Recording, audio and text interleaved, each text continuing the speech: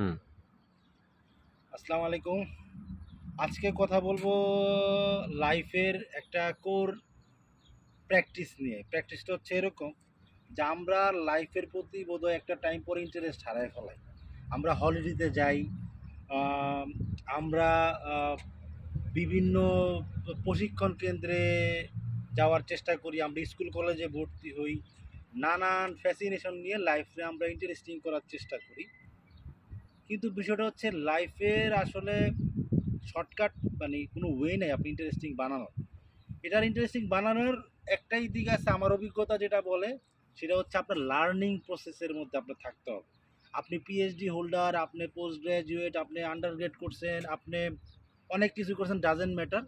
আপনি একটা ওয়্যার হাউসে চাকরি করেন বা আপনি অড কাজ করেন, স্কিল কাজ করেন, যেটাই করেন, স্কিল যদি কাজ করেন, স্কিল কাজ থেকে আরও কিছু জানার প্রক্রিয়ায় আপনাকে থাকতে হবে প্রত্যেক দিন 1 ঘন্টা হইল।